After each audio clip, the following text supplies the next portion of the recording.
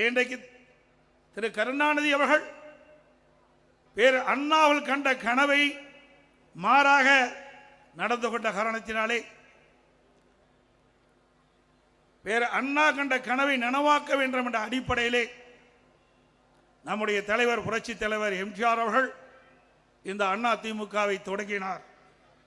அவர் நீக்கப்பட்ட போது தமிழ்நாடு முழுவதும் போர்க்களமாக மாறியது. எங்கே பார்த்தாலும் ஆர்ப்பாட்டம், சாலை மறியல், அந்த அளவுக்கு மகிழ்ச்சியுடைய எழுச்சி பார்க்கப்பட்டது, மக்களுடைய எழுச்சி பார்க்கப்பட்டது. அப்படி தானாக எழுச்சி பெற்ற இயக்கம் அண்ணா திமுக இயக்கம்.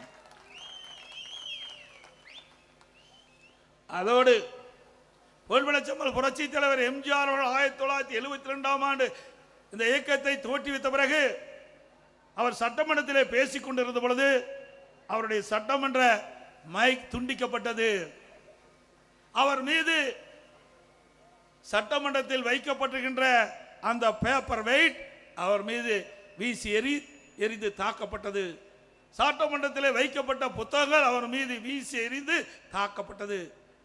அப்பொழுதும் பொன்மனச்சம்மல் புரட்சி தலைவர் எம்ஜிஆர் தன்னுடைய பேச்சை நிறுத்தவில்லை. அப்பொழுது குறிப்பிட்டார், சட்டமன்றம் செத்துவிட்டது, மீண்டும் இந்த ராமச்சந்திரன் சட்டமன்றத்திலே நுழைகின்ற பொழுது தமிழ்நாட்டு மக்களுடைய பேராதரவை பெற்று தமிழகத்துடைய முதலமைச்சராக நுழைவேன் என்று சபதம் ஏற்றார். அந்த சபதத்தின் அடிப்படையிலே மக்களை சந்தித்தார், வெற்றி பெற்றார். முதலமைச்சராக சட்டமன்றத்திலே நுழைந்த பெருமை நம்முடைய தலைவரை சாரும். அதே போல பேர் அண்ணாவிடத்திலே நம்முடைய இதயம் புரட்சி தலைவர் எம்ஜிஆர் அவர்கள் தேர்தல் நிதி கொடுப்பேன் என்று சொன்னபோது பேர் அண்ணா அவர்கள், நீங்கள் கொடுக்கின்ற சில லட்சம் பல லட்சம் போதாது, உங்களுடைய முகத்தை காட்டினால் போதும், பல லட்சம் வாக்குகள் கிடைக்கும் என்றார். அப்பொழுதே மக்களுடைய செல்வாக்கு எந்த அளவுக்கு இருக்கின்றது என்பதை நாம் உணர வேண்டும். அவருடைய மறைவுக்கு பிறகு நம்முடைய இயக்கம் இரண்டாக பிளந்தது. ஒரு பக்கம் சேவல், ஒரு பக்கம் புறா. பிரிந்த இயக்கத்தை ஒன்றாக சேர்த்திய பெருமை நம்முடைய இதயம் புரட்சி தலைவர் அம்மாவை சாரும். இந்தியாவில் எத்தனையோ இயக்கம் இருந்தது. காங்கிரஸ் பிரிந்தது, ஒன்றா சேரல.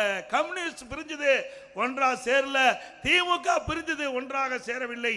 ஆனால் அனைத்து இந்திய அண்ணா திராவிட முன்னேற்ற கழகம் பிரிந்த இயக்கத்தை ஒன்றாக சேர்த்திய பெருமை மாண்பு இதயம் புரட்சி தலைவர் அம்மாவை சாரும். 1900 அப்பொழுது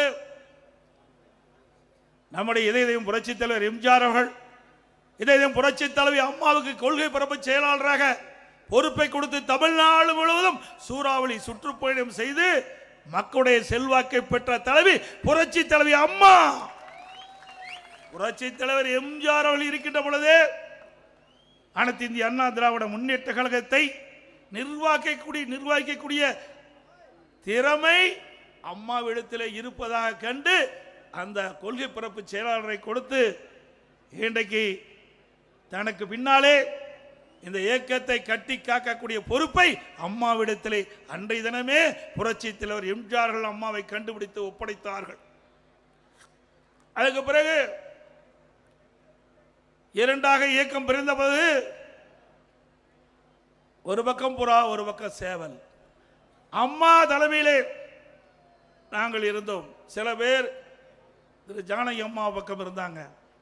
அப்பொழுது சுமார் 29 பேர்கள் வெற்றி பெற்றோம். முதலிலே 27, பிறகு ஒன்றாக இணைந்த பிறகு 2, 29 பேர் வெற்றி பெற்றோம். இதே புரட்சி தலைவி அம்மா அவர்கள் எதிர்க்கட்சி தலைவராக இருந்தார். அப்பொழுது சட்டமன்றத்தில் பேசிக் கொண்டிருந்த பொழுது பெண் என்றும் பாராமல், ஒரு எதிர்க்கட்சி தலைவர் என்று பாராமல், ஒரு சட்டமீற்ற மாமன்றத்திலேயே ஒரு முதலமைச்சர் திரு கருணாநிதி அவர்கள் அமர்ந்திருக்கின்ற பொழுதே அப்பொழுது நானும் மாண்புக அம்மா அவர்களுடைய கருணையால் நான் எடப்பாடி சட்டமன்றத்திலே வெற்றி பெற்று, சேவல் சின்னத்திலே வெற்றி பெற்று அம்மாவோடு பணியாற்றக்கூடிய சந்தர்ப்பம் எனக்கு கிடைத்தது. இன்றும் என் கண் எதிரே இந்த காட்சி இருந்து கொண்டிருக்கின்றது. அப்பொழுது அம்மா சட்டமன்றத்திலே பேசிக் கொண்டிருந்த பொழுது திடீரென்று அம்மா மீது தாக்குதல் தொடர்ந்தார்கள். புத்தகத்தை வீசி எறிந்து அம்மாவை தாக்கினார்கள். சில சட்டமன்ற உறுப்பினர்கள் சில அமைச்சர்கள் அம்மாவை தாக்கினார்கள். அம்மா தலைமுடியை பிடித்து இழுத்தார்கள், அம்மா சேலை பிடித்து இழுத்தார்கள். அப்படிப்பட்ட கோர காட்சி சட்டமீற்ற மாமன்றத்திலே நடைபெற்றுகின்ற நிகழ்வு. இப்படிப்பட்டவர்களெல்லாம் ஆட்சிக்கு வந்தால் எப்படி இருக்கும் என்பதை நாம் உணர வேண்டும். ஒரு பெண் என்று பாராமல், பிரதான எதிர்க்கட்சி தலைவர் என்று பாராமல், சட்டமீற்ற மாமன்றத்தில் இப்படிப்பட்ட ஒரு கோர காட்சி திமுக ஆட்சியிலே நடைபெற்றது.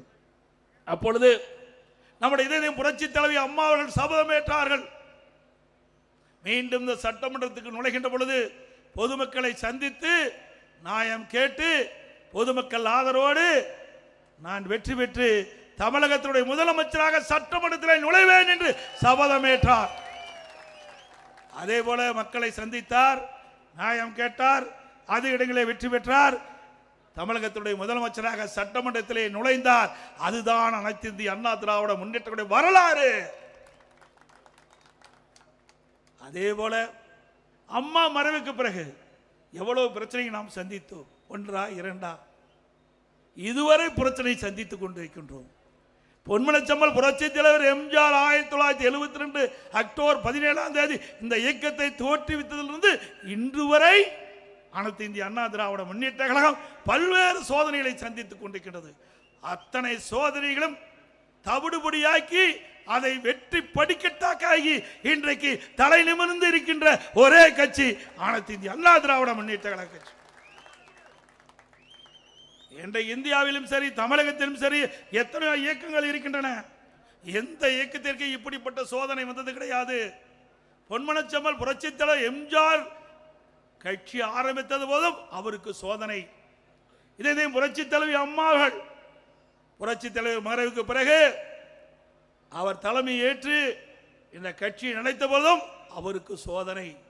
ஒருமுறை பாண்டிச்சேரி தேர்தலை முடித்துக் கொண்டு அவர்கள் காரிலே சென்னைக்கு திரும்பிக் கொண்டிருந்த பொழுது மீனம்பாக்கம் விமான நிலையத்திற்கு எதிரே ஒரு லாரி அம்மா கார் மீது மோதி கொலை முயற்சி செய்த முற்பட்டார்கள்.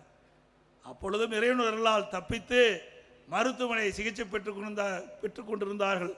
அந்த சிகிச்சை கூட முழுமையாக பெற முடியாத ஒரு சூழலை திமுக அராஜக ஆட்சியிலே நடைபெற்றது.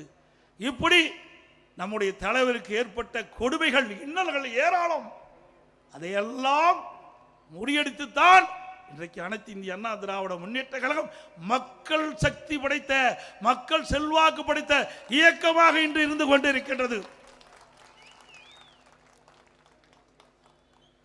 எத்தனை பேர் நம்ம இயக்கத்தை பற்றி விமர்சனம் செய்கின்றார்கள்? வேற எந்த இயக்கத்தையாவது விமர்சனம் செய்கின்றார்களா?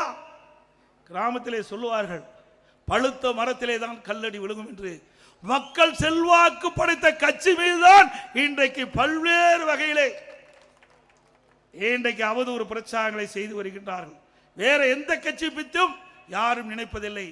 அனைத்து இந்திய அண்ணா திராவிட முன்னேற்ற கழகம் மக்கள் செல்வாக்கு மிக்க கட்சி. அதனால் நம் மீது அத்தனை பேரும் எரிந்து கொண்டு இருக்கின்றார்கள்.